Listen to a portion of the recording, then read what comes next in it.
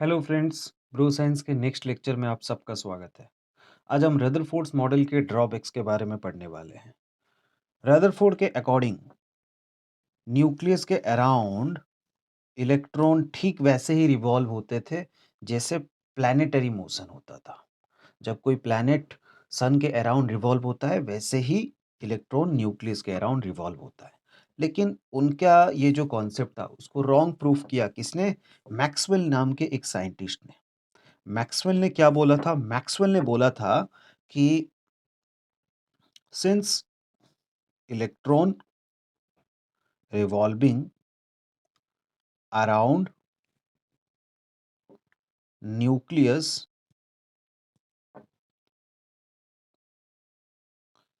in a circular path would lose energy and its orbit becomes smaller and smaller,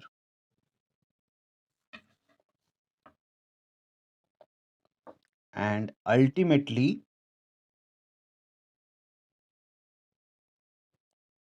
due to electrostatic forces of attraction, the electron will fall into nucleus। मतलब electron जब nucleus के around एक circular path में revolve होगा तो electron एक charged particle है। Maxwell ने बोला था कि कोई भी चार्ज्ड पार्टिकल जब कोई दूसरे चार्ज्ड पार्टिकल के अराउंड रिवॉल्व होता है तो वो एनर्जी कंटिन्यूअसली लूज करता जाता है। अब इलेक्ट्रॉन भी ठीक वही करेगा। इलेक्ट्रॉन यहाँ पे चार्ज्ड पार्टिकल है, जब न्यूक्लियस के अराउंड रिवॉल्व होगा तो वो एक्सेलरेट कर रहा होगा, क्योंकि जब ये ऐसे गोल गोल रिवॉल्व कर रहा होगा अपना डायरेक्शन चेंज करता जा रहा होगा। सो धीरे धीरे ये जब न्यूक्लियस के अराउंड रिवॉल्व होगा हाई स्पीड में तो ये कंटिन्यूअसली एनर्जी लॉस करेगा और फाइनली क्या होगा कि न्यूक्लियस के अराउंड रिवॉल्व होते होते फाइनली न्यूक्लियस में फॉल हो जाएगा।